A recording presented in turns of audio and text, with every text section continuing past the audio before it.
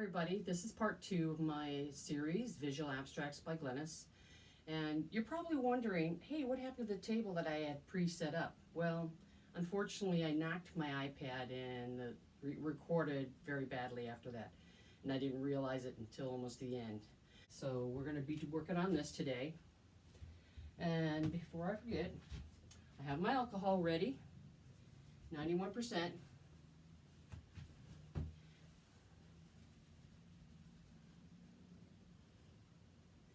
Give me my picture one more wipe down here.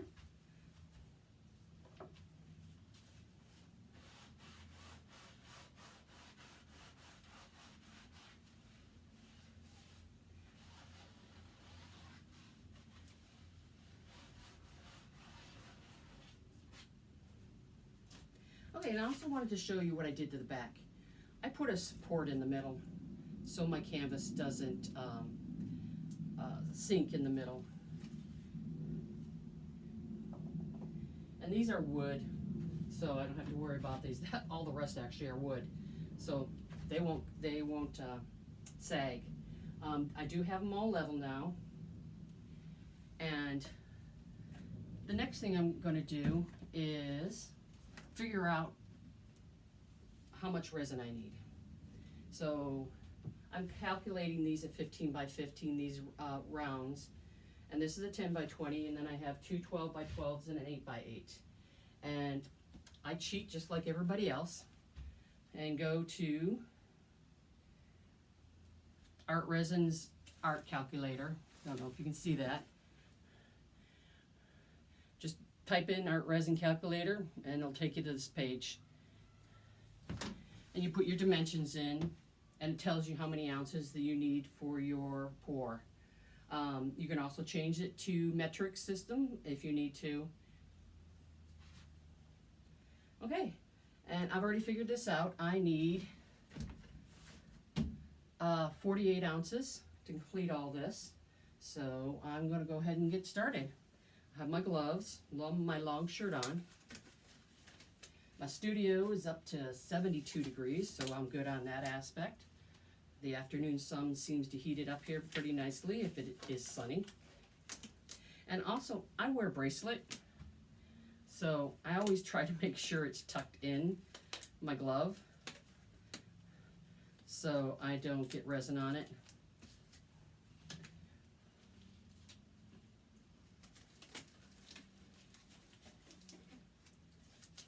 And if you notice what I'm doing here, I'm pulling one glove up a lot farther than the other glove.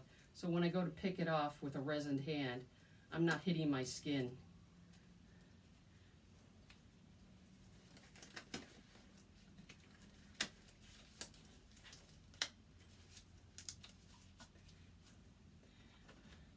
So I'm going to pour my part A first.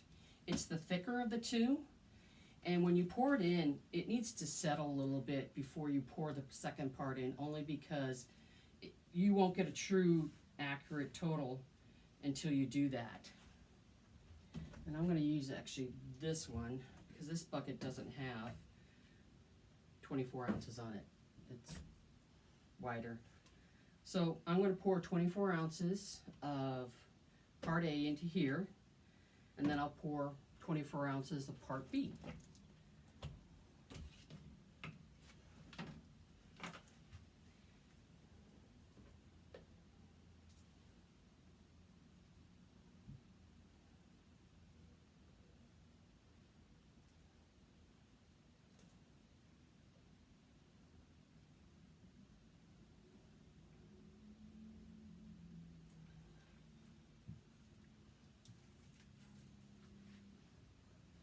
So I have my rag of alcohol here, so I'm just going to use it to wipe off the top of my container for the gerbils.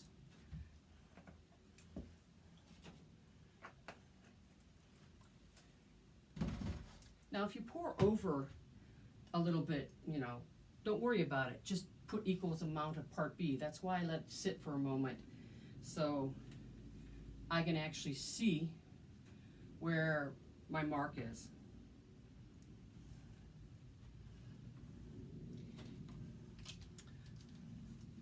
Start getting my mask on here.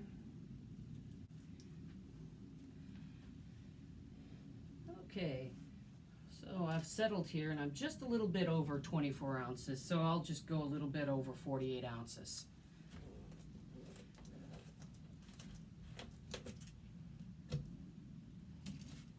So this is my part B, and I use Counterculture DIY. It's a really good resin. I think it's crystal clear, the bubbles are minimal, and they pop very easily. So we'll pour in our part B.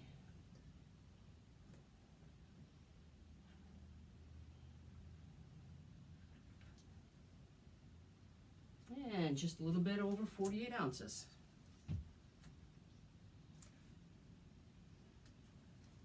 And take my rag here, oh, there's the wet part, and wipe off my bottle.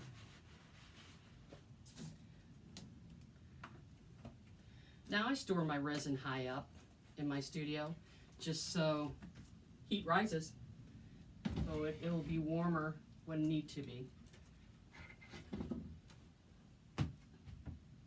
Okay, my resin calls to stir for 4 minutes in the first bucket, then transfer it to the second bucket and stir for another 1 or 2 minutes.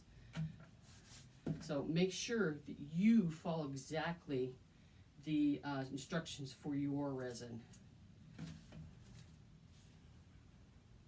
And I just use the timer on my phone.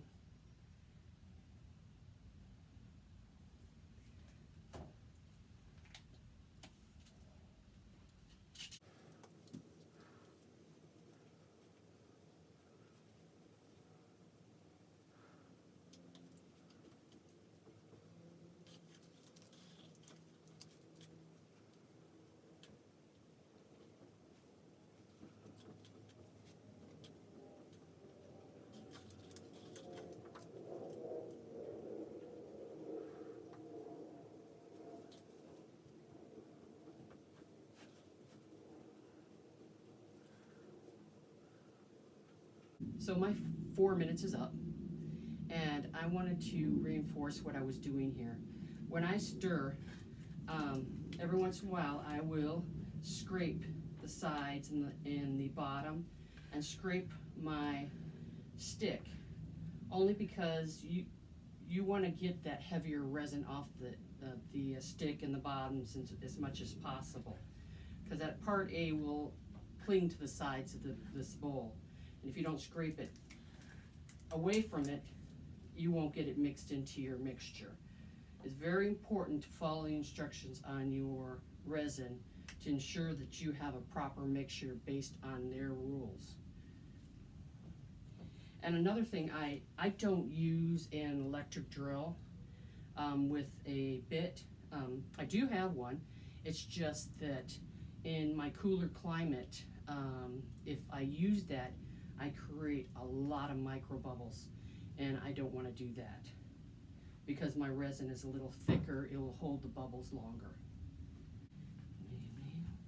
Okay, so now I'm going to pour into my other bucket. And when I do this, I'm going to make sure I scrape the sides and the bottom really well, because I want that part A that's still stuck on there to come out and be on top here so I can mix it in.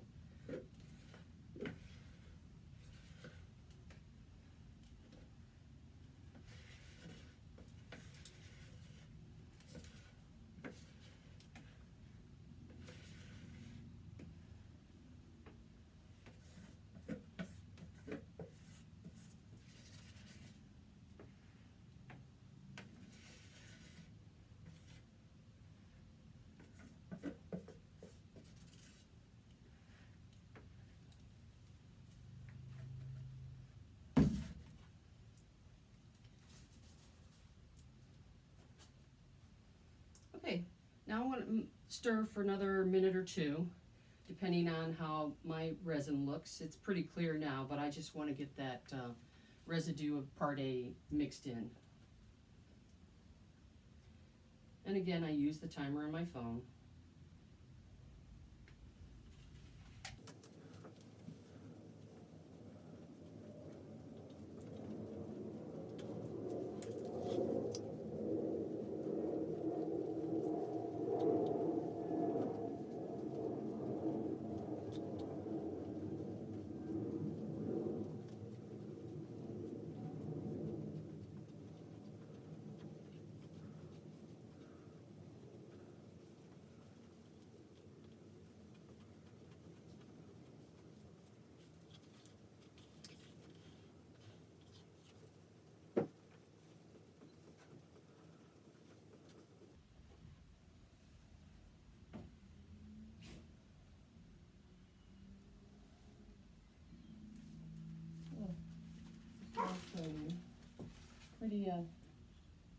pretty clear.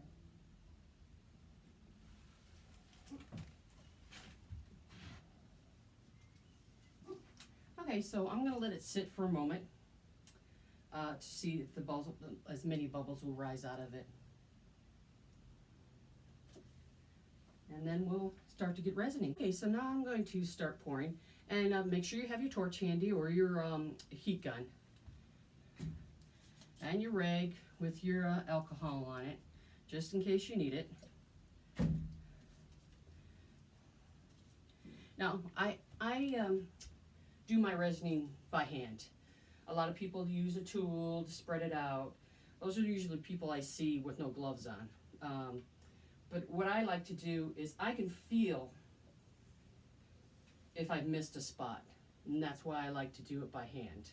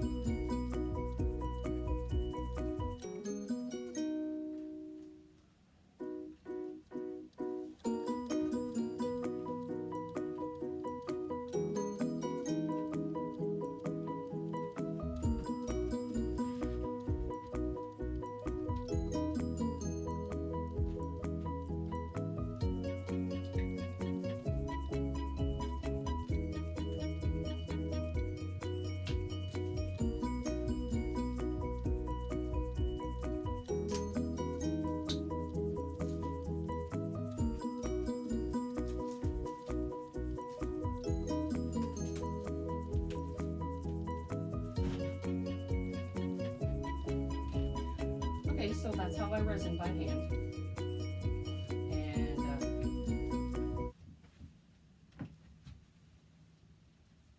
I want to put another glove on this hand, just in case I have to spread a little more.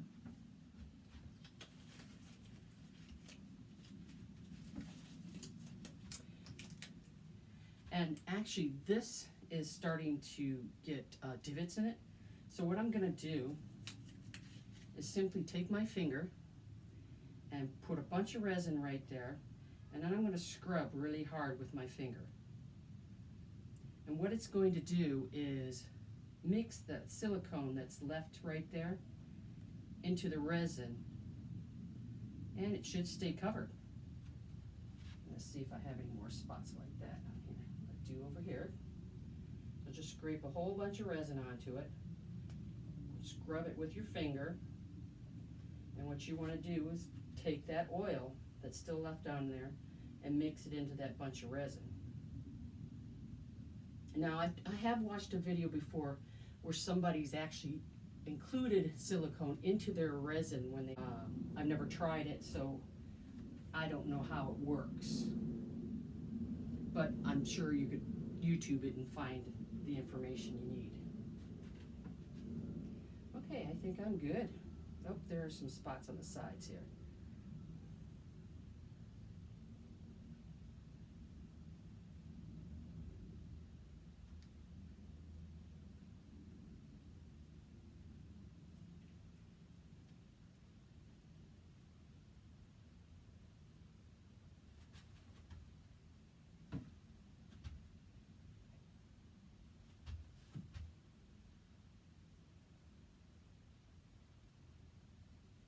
Okay, now I'll take my torch and I will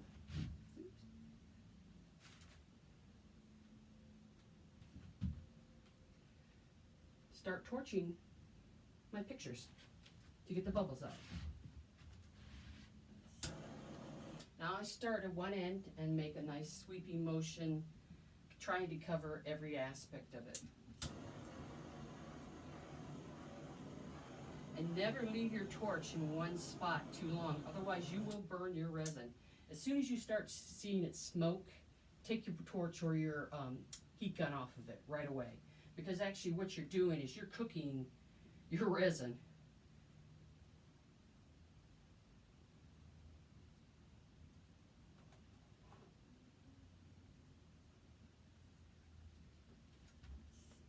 And when you do this, make sure you get your sides too, because bubbles go down the side too.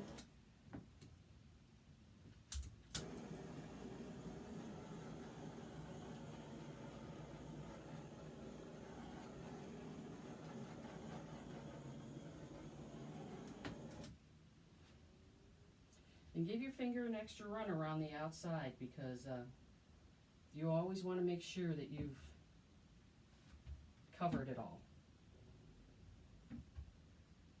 Believe me, when you've gotten to the point of it's all dry and ready to, and all of a sudden you discover that you have a bare spot on the side, it's really annoying.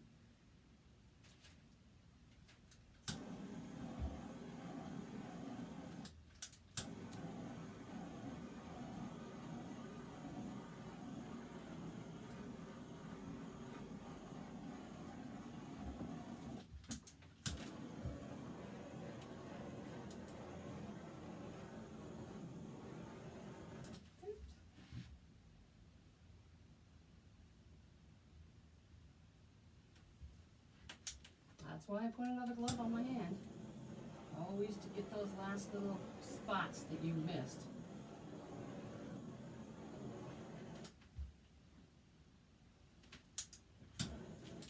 And if you take your hand and you go like this down the middle of your resin, always make sure it fills in again. And if it's not quite filling in, take your torch to it, warm it up a little bit, and it'll fill right in.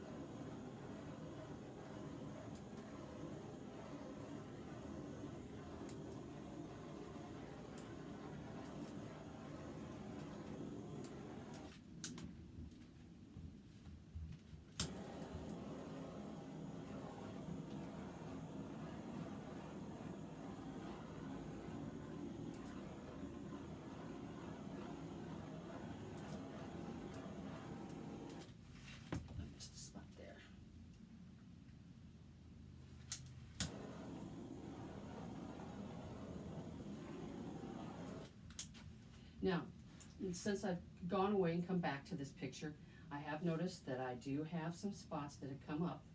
So I'm just going to take my finger and rub really hard. Don't rub hard enough so you knock your picture off, but hard enough to rub into the silicone. Give it a torch.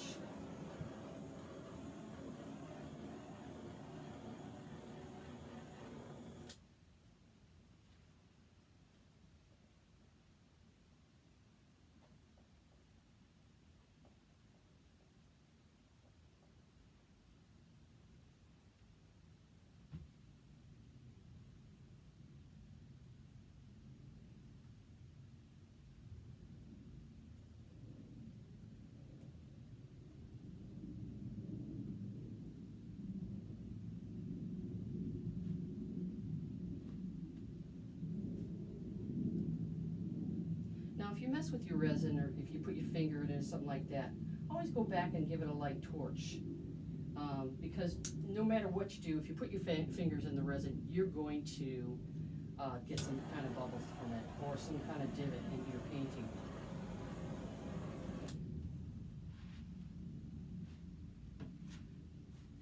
Okay, so I'm going to take this glove off now.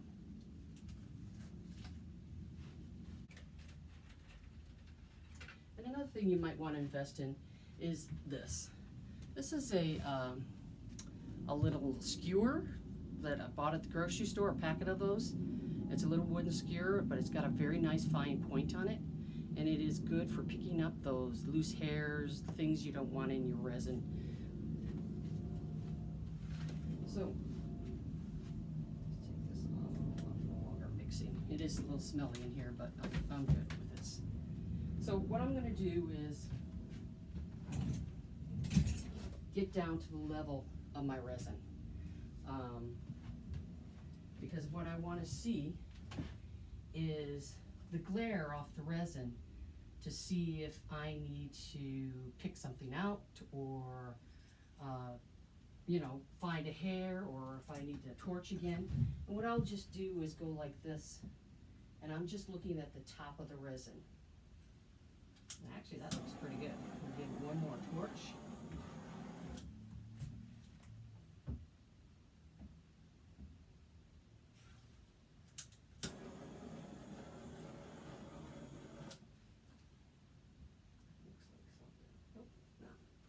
Now I just poked this into it. I just want to give it a quick run with the torch so I get rid of the divot I created there.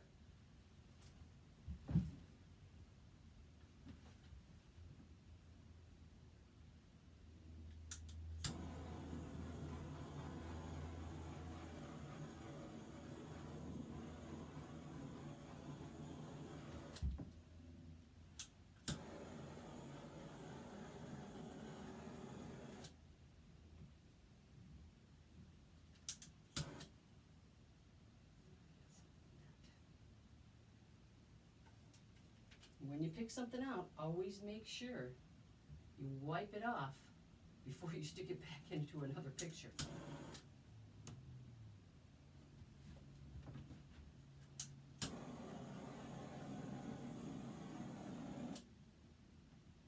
Let's see, this one has a hair in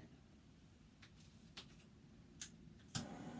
And it's at that angle that, you're not looking at the picture, you're looking at the top of the resin.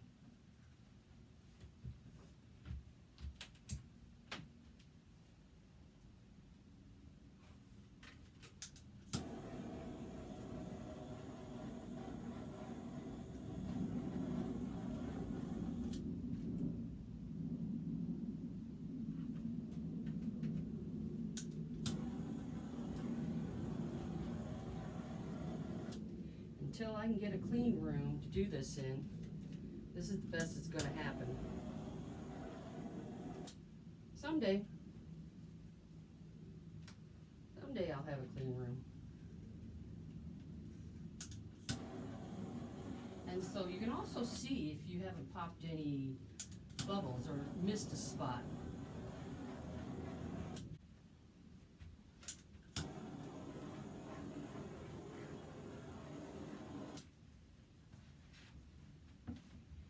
sit here and babysit these for a few minutes. But there comes a point where you got to stop touching them. And that's a hard point for me sometimes to find. So I'm just going to sit here and babysit these for a bit, catch any more divots that might show up here. And that's it. That's part 2 of my series. And if you have any questions, like I said, go back to Facebook and leave them for me. And please follow me on Facebook or Instagram at Visual Abstracts by Glennis. And have a good night.